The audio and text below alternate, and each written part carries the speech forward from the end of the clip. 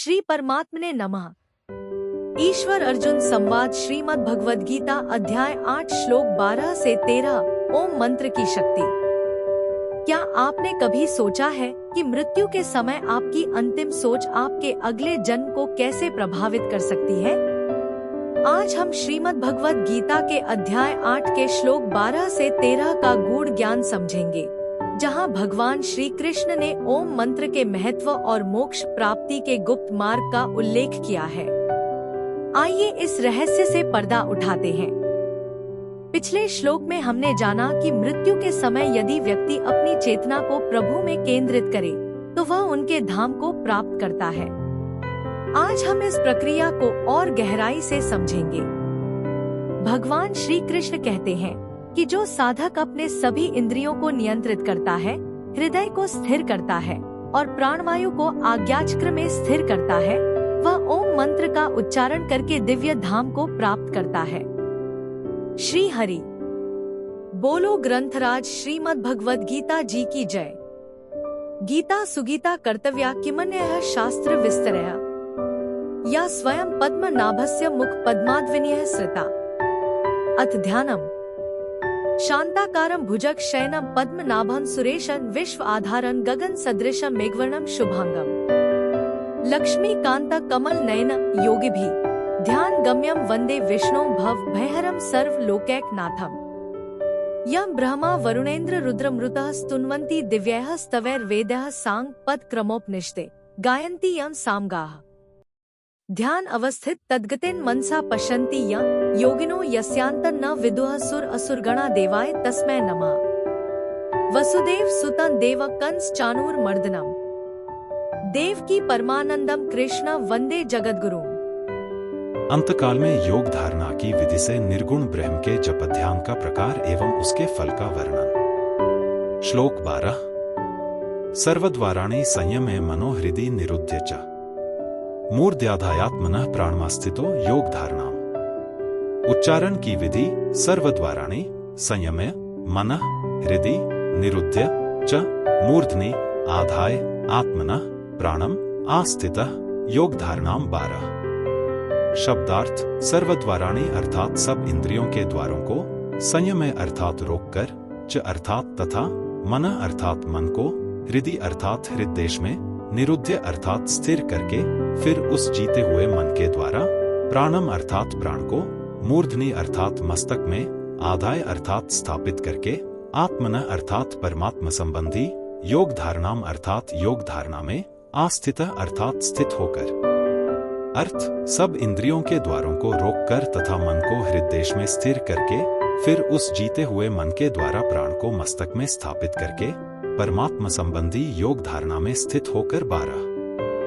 व्याख्या। सर्वद्वाराणि संयमे अंतस्मय में संपूर्ण इंद्रियों के द्वारों का संयम कर ले अर्थात शब्द, स्पर्श, रूप, रस और गंध, इन पांचों विषयों से श्रोत्र, त्वचा, नेत्र, रसना और नासिका, इन पांचों ज्ञानेंद्रियों को तथा बोलना, ग्रहण करना, गमन करना, मूत्र त्याग और मलत्याग, इन पांचों क्रियाओं से वाणी, हाथ, चरण, उपस्थ और गुदा, इन पांचों कर्मेंद्रियों को सर्वथा हटा ले। इससे इंद्रियां अपने स्थान में रहेंगी। मनो हृदि निरुध्य च, मन का हृदय में ही निरोध कर ले अर्थात मन को विषयों की तरफ न जाने दे। इससे मन अपने स्थान हृदय में रहेगा। मूर्ध्याधायात्मनः प्राणम, प्राणों को मस्तक में धारण कर ले अर्थात प्राणों पर अपना अधिकार प्राप्त करके 10वें द्वार ब्रह्मरंध्र में प्राणों को रोक ले। आस्थितो योग धारणाम, इस प्रकार योग धारणा में स्थित हो जाए। इंद्रियों से कुछ भी चेष्टा न करना, मन से भी संकल्प विकल्प न करना और प्राणों पर पूरा अधिकार प्राप्त करना ही योग धारणा में स्थित होना है। श्लोक 13। ओमित्येकाक्षरं ब्रह्मा व्याहरन् मामनुस्मरन् यह प्रयाति त्यजन देह सयाति परमागतिम्। उच्चारण की विधि। ओम इति एकाक्षरम ब्रह्मा व्याहरन् माम अनुस्मरन् यह प्रयाति त्यजन देहम सह याति परमाम गतिम। 13। शब्दार्थ। यह अर्थात जो पुरुष, ओम अर्थात इति अर्थात इस, एकाक्षरम अर्थात एक अक्षर रूप, ब्रह्मा अर्थात ब्रह्म को, व्याहरण अर्थात उच्चारण करता हुआ और उसके अर्थ स्वरूप माम अर्थात मुझ निर्गुण ब्रह्म का अनुस्मरण अर्थात चिंतन करता हुआ देहम अर्थात शरीर को त्यजन अर्थात त्याग कर प्रयाति अर्थात जाता है सह अर्थात वह पुरुष परमाम गतिम अर्थात परमति को याति अर्थात प्राप्त होता है। अर्थ जो पुरुष इस एक अक्षर रूप ब्रह्म को उच्चारण करता हुआ और उसके अर्थ स्वरूप मुझ निर्गुण ब्रह्म का चिंतन करता हुआ शरीर को त्याग कर जाता है वह पुरुष परमति को प्राप्त होता है। 13 ओमित्यकाक्षरन ब्रह्मा व्याहरण मामनुस्मरण इसके बाद एक अक्षर ब्रह्मा प्रणव का मानसिक उच्चारण करे और मेरा अर्थात निर्गुण निराकार परम अक्षर ब्रह्म का जिसका वर्णन इसी अध्याय के 3 श्लोक में हुआ है स्मरण करे। समग्र रूप का प्रकरण होने से यहाँ माम शब्द से निर्गुण निराकार का चिंतन लिया गया है। सब देश काल वस्तु व्यक्ति घटना परिस्थिति आदि में एक सच्चिदानंद घन परमात्मा ही सत्ता रूप से परिपूर्ण है ऐसी धारणा करना ही मेरा स्मरण है। यह प्रयाति त्यजन देह सयाति परमाम गतिम उपर्युक्त प्रकार से निर्गुण निराकार का स्मरण करते हुए जो देह का त्याग करता है अर्थात 10वें द्वार से प्राणों को छोड़ता है वह परमति को अर्थात निर्गुण निराकार परमात्मा को प्राप्त होता है। परिशिष्ट भाव इन श्लोकों में योगाभ्यास करने वाले अद्वैतवादी का वर्णन है। व्याहरण पद से मानसिक उच्चारण समझना चाहिए क्योंकि मन का हृदय में निरोध करने पर तथा प्राणों को मस्तक में स्थापित करने पर वाचिक उच्चारण होना असंभव है।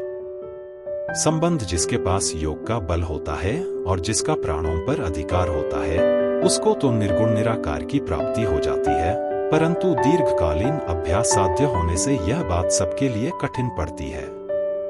इसलिए भगवान आगे के श्लोक में अपनी अर्थात सगुण साकार की सुगमता पूर्वक प्राप्ति की बात कहते हैं। कल के श्लोक में हम जानेंगे कि भगवान श्री कृष्ण को निरंतर भजने से कैसे व्यक्ति को मोक्ष की प्राप्ति होती है। इसे जरूर देखें। अगर यह ज्ञान आपको उपयोगी लगा तो इसे अपने मित्रों और परिवार के साथ साझा करें और हाँ कमेंट में बताएं कि आज के श्लोक से आपने क्या सीखा। साथ ही हमारी लाइव कहूत क्विज में शामिल होकर अपने ज्ञान को परखें। कहते हैं कि अगर आप किसी समस्या से गुजर रहे हैं तो श्रीमद् भगवद गीता का चमत्कारिक प्रभाव यही है कि आप प्रभु जी का नाम लेकर कोई भी पृष्ठ खोलें और उसके दाहिने पृष्ठ पर जो पहली पंक्ति होगी वही आपकी समस्या का समाधान होगी। क्या आपने कभी इसे आजमाया है? अगर हाँ तो हमें बताएं कि आज आपने कौन सा श्लोक पढ़ा और उससे क्या सीखा। कमेंट करें और अपने अनुभव हमारे साथ साझा करें। हो सकता है कि आपका अनुभव किसी और के लिए भी मार्गदर्शन बन जाए।